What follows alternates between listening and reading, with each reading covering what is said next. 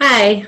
So I want to make this video for a guided meditation for the inner child. I recently had posted a PowerPoint presentation on reparenting and healing the inner child. And so this kind of goes along with that video, or it also stands alone on its own. I really just want to say that when it comes to guided meditations, the first thing really is kind of just knowing that what I say or what anyone says in a guided meditation is meant to be like a support to you in the visual, to help you, internally follow along with the dialogue. However, it's very important that you listen to your own body and your own thoughts and your own sensations. And if you get distracted, or if you just get called down a different path, maybe something's not working for you, and you find yourself drawn to doing something a little bit different, like that's okay.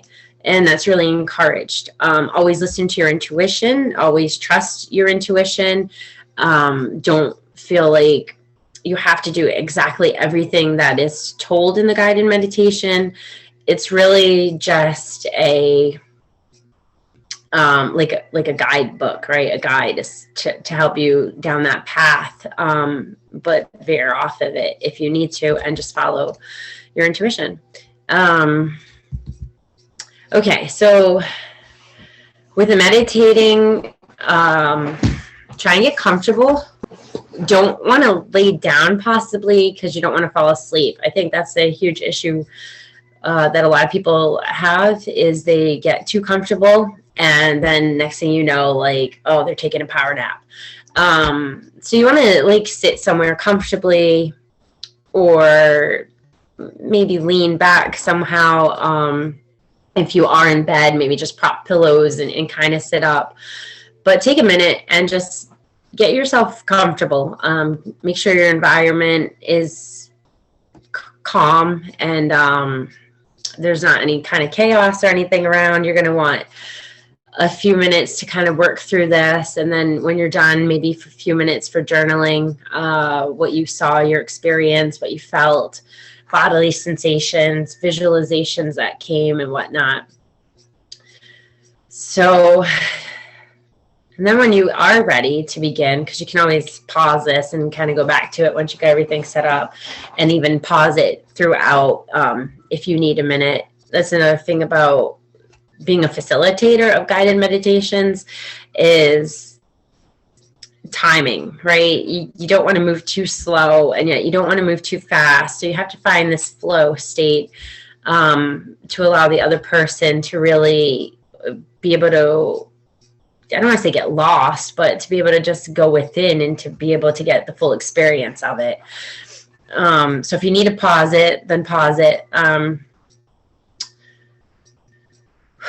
Okay, so with that, just taking a couple of deep breaths. Can do eyes closed, eyes open, focus on an art piece, a painting, whatever, or just stare at your ceiling, doesn't matter. I like to personally just kind of close my eyes, because I feel like it helps me to shut off the exterior world. So that's what you're going to want to do. You're just going to want to get comfortable. You're going to want to take a few deep breaths. I would even suggest breathing in through the nose, like maybe do a count of 4, and then hold it for like a count of 5, and then slowly breathe out your mouth for like a count of 6. And just practice with that for a few minutes. Just take some grounding breaths. That's really what's going to calm your nervous system and settle you in.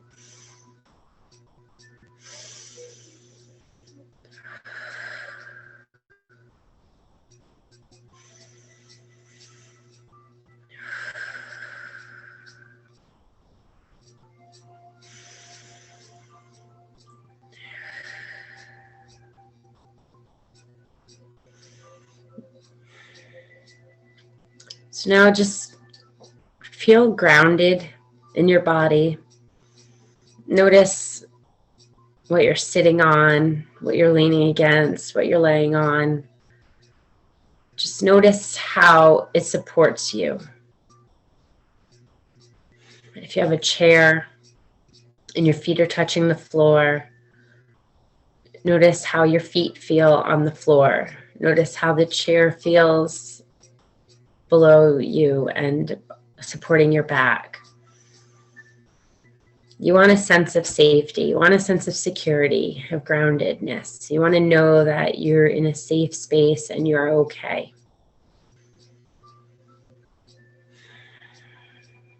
And then just notice your body. Continue to breathe and focus on your breathing. But also notice like sensations in your body, your hands. Notice if they're hot and sweaty, if they're clammy, if they're really cold. Go up and notice like your neck and your shoulders. We carry a lot of tension there. Sometimes it can feel like the weight of the world. So notice that and then recognize it's okay to just kind of let it go.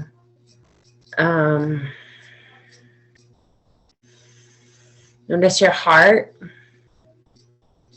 the pacing of your heartbeat.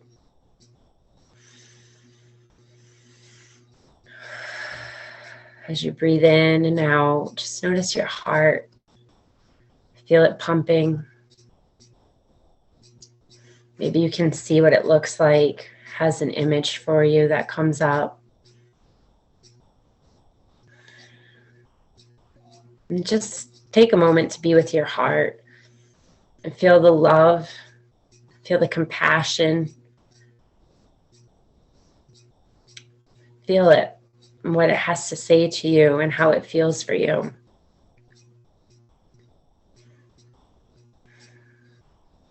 And then give yourself love. Allow love to flow out of your heart and through your entire being. Surround yourself with that love. You were born from that love, and you go back to that love, and it's always there. The universe loves you. Your inner child loves you.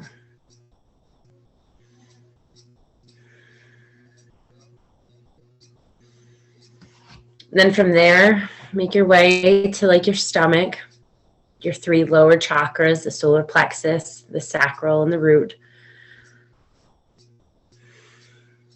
Notice how your stomach is connected to your heart. Notice how it's connected to the shoulders and the neck, how it's connected to the feet below, and bring your whole body into a sense of oneness and connection.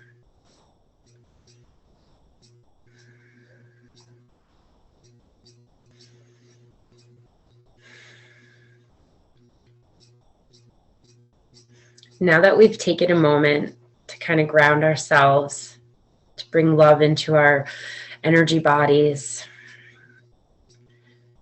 you want to start with who you are in this very moment right now, where you are in life, what you look like, what age you're at, where you are in your journey.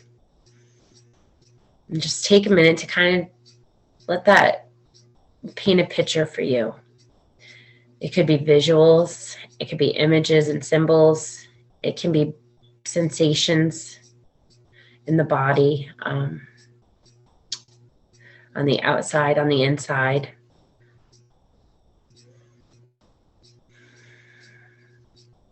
And then once you have a pretty good picture of where you are at now, you're going to start slowly going back in time. You're going to go back a few years to where you were. And then you're going to go back a few more years. And then you're going to go back a few more years. Before you know it, you're going to be experiencing maybe different jobs, different stages of family life. Maybe school, your college years. Give that a minute to just speak to you and see it.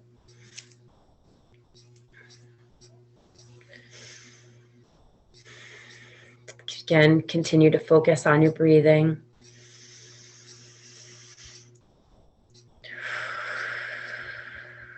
Deep breath in. Let it fill up your stomach like a balloon, right? Swelling up. And then with your exhales, you're depleting that balloon.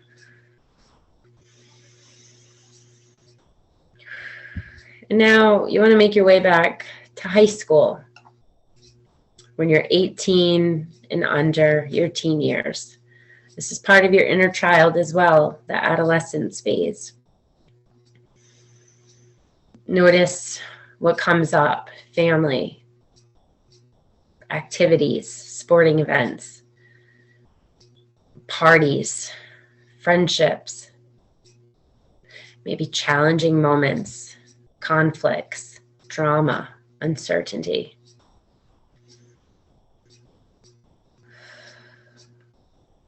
Allow that to just speak to you for a second. If there's a message that has to be shared with you, it's going to find its way. It's going to come out through images and sensations. And then slowly start to go back a little bit further, getting younger and younger. Around, 16, 15, start driving, maybe get your first job, really starting to explore the world away from your parents and away from family, being more of an individual self. Take a moment to really let the narratives that want to come up and be seen, allow them to rise.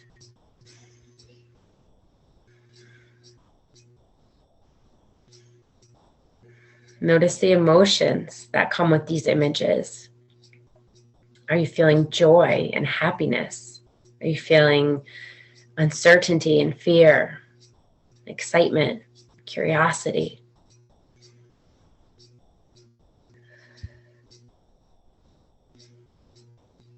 And then go ahead and go back a little bit further, maybe like 12, 13, the preteen years. About to start middle school. It's a time of transformation. It's a time of hormonal development. Allow those energies to rise. Allow that somatic experience of whatever's trapped in your body energetically to rise.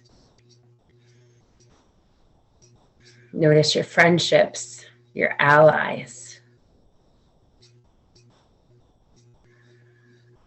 Notice maybe your enemies, the foes.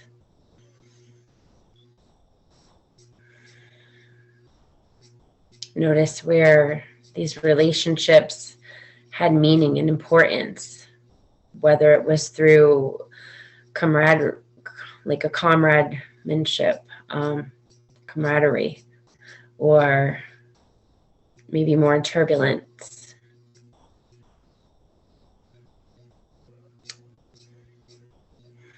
Allow purpose and meaning to come from these experiences.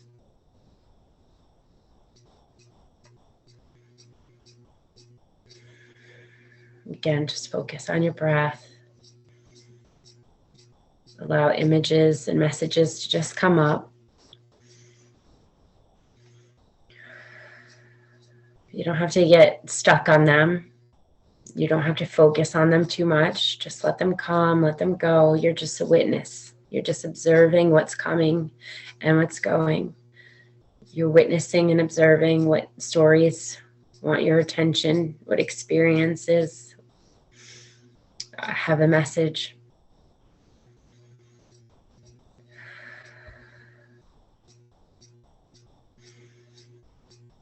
And then begin to slowly go younger. Stepping back in time now, maybe 10 years old. You've entered the double digits, the end of the elementary school years. We're still really relying on our parents at this point, or our grandparents, aunts and uncles. Think about your neighborhood where you grew up, where you were living, school you went to. Think about the curiosity you had as a 10-year-old child. What brought you joy? What brought you pleasure?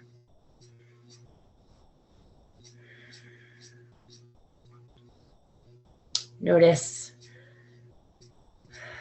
some of your fears. Perhaps you still carry those fears with you today. Is it afraid of the dark and being alone? Fear of not fitting in at school, not having friends, not making the sports teams. Notice that for a minute. Again, just be a witness to it. Allow it to have its say through visuals and sensations in the body, and just notice.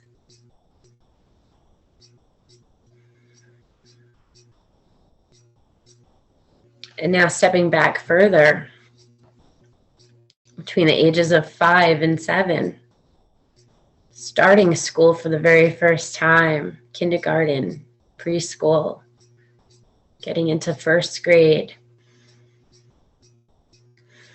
We're leaving home and we're spending the majority of the day on our own in a world full of other kids, teachers who are conditioning us. We're navigating a system that maybe doesn't align with our beliefs and our values and our morals. Maybe it's ingrained a lot of our current beliefs back then. Again, notice what arises. Notice your joys, what makes you happy at this age. What environment do you like to be in? The safety of your bedroom, the wide open vastness of nature, playing in mud, splashing in puddles. Allow the innocence of your 5-year-old self to guide you, to show you, to remind you.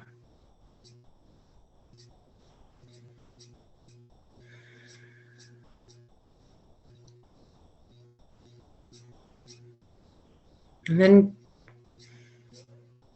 go ahead and start moving back a little bit further. Maybe at 3 or 2. A lot of us have a hard time remembering when we were infants and toddlers. But those memories are ingrained in our DNA, in our cellular memory, in our molecules, in our brain. They're stored away. It's not lost. It's simply forgotten, waiting to be discovered again.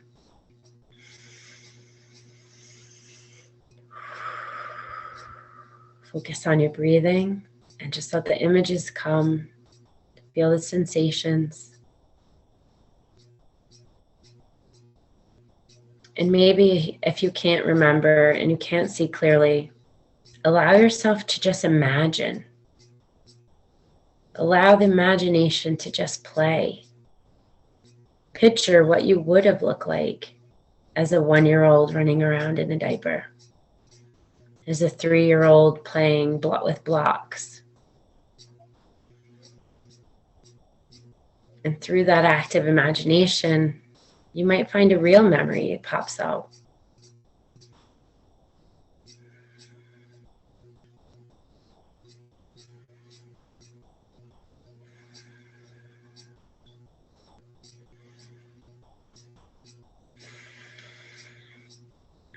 Take a moment. And just take a moment. It's okay to slow down. It's okay to let the images tell you what they need to tell you. If you need to write it down, write it down. If you need to cry, cry. If you need to smile and laugh, that's okay too. Remember, you're safe, you're grounded, you're protected.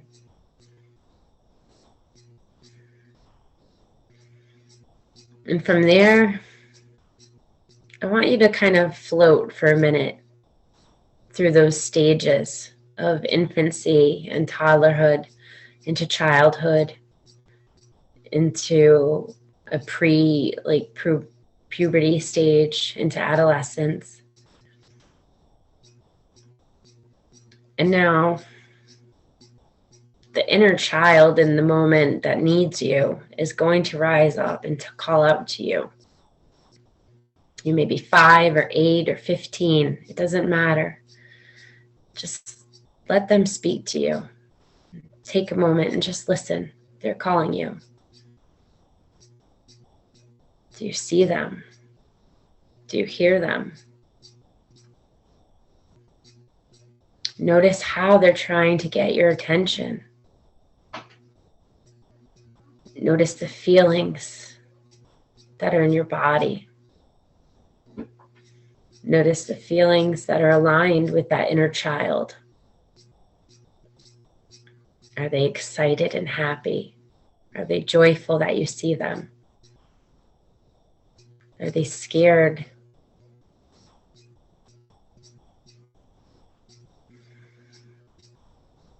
And now embrace them. Go to them. See them. See them in all of their emotions.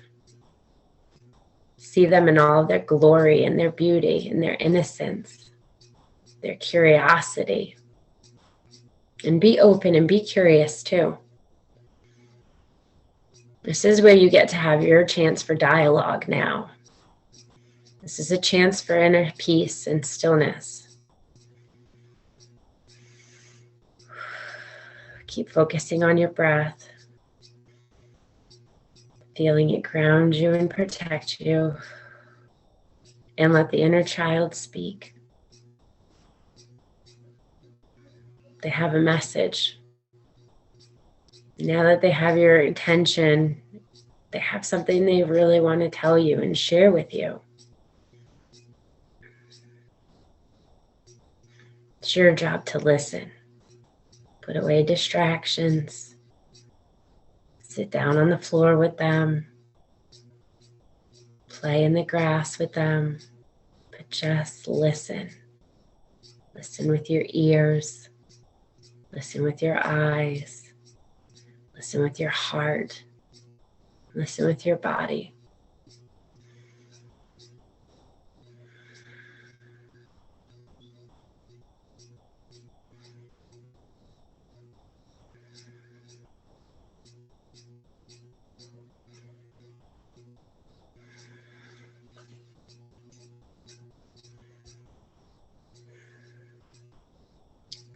Once the inner child has had their opening dialogue, and they've told you why they're here and what they would like, what they need, what they want, what they desire, now it's your turn, as the adult that you are now, to embrace them, to bring them that love, that compassion, that sense of trust, that hope,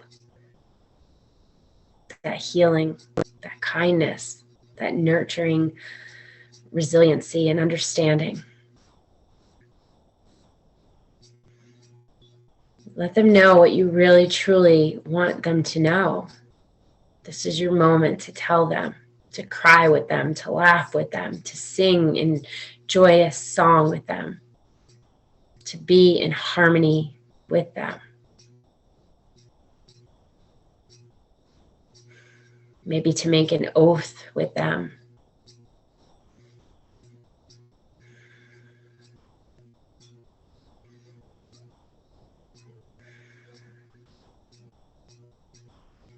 Feel the love in your heart. Feel it washing over the both of you. Allow them to feel that love. Allow yourself to feel that love. Be engulfed in that love.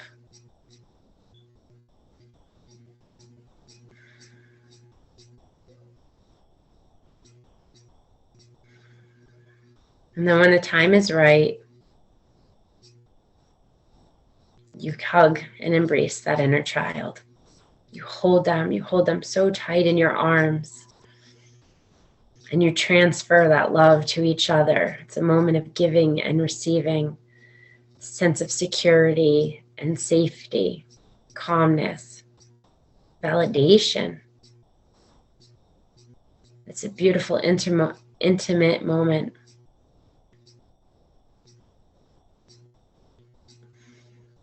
And as you pull apart, look in each other's eyes.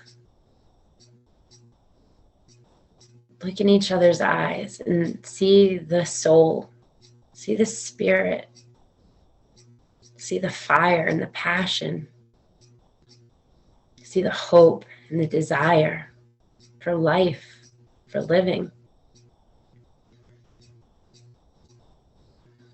See a greater sense to purpose and to belonging. And then you want to honor them as they honor you, honoring this connection, honoring this moment of intimacy, honoring this moment of acknowledgement.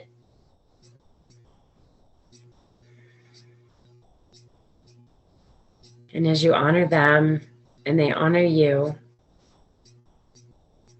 you can say goodbye, knowing that they're always with you. They're always inside of you. Knowing you can go back anytime and see them and play with them and keep them company and visit with them again.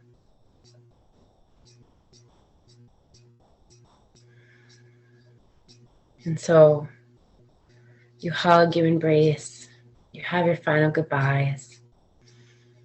And you turn away and you walk a path that's going to lead you back through time, back through all those years of friends and family, life lessons, experiences and journeys. And you're going to walk back to the now. You're going to be in the room that you're in now. Once again, you're going to notice your breath.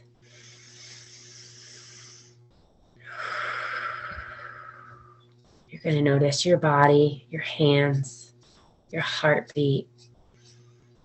You're going to notice your body sitting against the furniture, your feet against the floor. Noticing the temperature of your skin, the temperature of the room. And then when you're ready, you just open your eyes and you come back to now.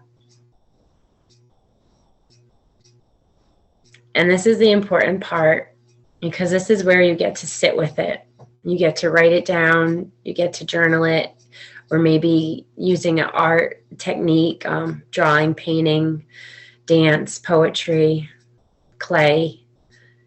You find a way to honor the connection, the journey, the messages that were received, the messages that were given. Acknowledging its truth, its power, its healing abilities. And you sit with that and you work with that and you create art through that. And this is how you honor yourself. This is how you honor your life and your story, your past, your present, as well as your future. And this is how you can go and meet your inner child whenever you need to meet your inner child.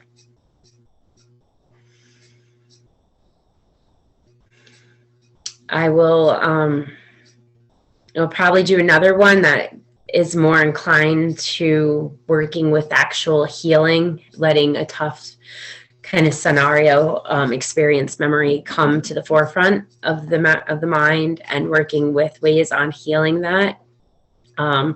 But my intention with this was just to meet the inner child, especially for people that are very new to this process.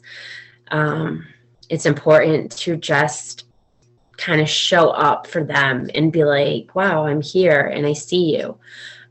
Because often as we age, we lose track of our connection with our inner child. We feel like we've outgrown those phases. We don't go to school anymore. We don't play with toys anymore. We don't live in those neighborhoods anymore. We don't do those activities anymore. And so we feel like this disconnection from that aspect of who we once were, this sense of self. But the truth is that the inner child is a very, very powerful part of our psyche. It's ingrained and wired in our psychology. And those aspects kind of get buried in our subconscious and play out throughout our lifetimes in the way that we interact with other people and have relationships in the world. And so that's why it's really important to listen to the messages, because if you can work with the messages you received, and if you can notice the areas in your body, then it allows for this energetic shift, right? The chakra wheels, like that were stuck and stagnant, now start moving. That energy starts moving that wheel and becomes unblocked. So for instance, if you're noticing like tightness in your stomach, anxiety in your stomach, then that's key to work with that sacral and solar plexus chakra, because it's around not only confidence and self-esteem, but our sexuality, our sensuality, our power. So noticing blocks in the heart, if our heart chakra is closed off and blocked off, and have walls up because we're so afraid of people hurting us and we don't trust anybody, then that's going to put out there in the law of attraction that our heart is blocked off. So we're not going to be able to track the most like highest vibrations of love. We're going to get those lower frequencies of love that come from places of wounds, which we see in, narcissism and manipulation and control, a lack of self-love. And so it's really important to just notice what key areas you're feeling those sensations. Notice the imagery. Maybe it's symbolic. So if you see like a hummingbird or a rose, I would say go and look up the meaning, Google it, look up the symbolism behind it. If you're seeing colors like pink or green, look up the symbolism behind the colors that come to you, because they have meaning. The universe communicates to us through symbolism, metaphors, numbers, colors, music, sacred geometry. That's the language of the universe. So try and dig deeper into your psyche to see what's coming up, and then research, understand it, look for ways to really become ingrained with it, because then you're acknowledging it, you're understanding it, you're able to release it. And so whatever blocks were there, they're now able to kind of dissipate and move forward on your journey. Yeah, I guess really that's it for that. I'm really grateful for anyone that is willing to do the work. That's for sure. I think it helps us all heal, and therefore it sends out that ripple effect into the world, where we're not carrying around these subconscious wounds and acting from place of false identities and conditioned beliefs that are no longer in alignment with who we are today. We're able to go back to our innocence and really peel away those layers and those ideologies, and really make sense of, oh yeah, this is my truth. This is what brought me joy. This is who I really was before the world brought fear into my life, or told me if I did this, I'm a bad person, and this is what good looks like. Because those are all false narratives that mess with our egos, that mess with our psyche. And it's the basis of shadow work to strip away those false identities. Okay, so thank you. Namaste.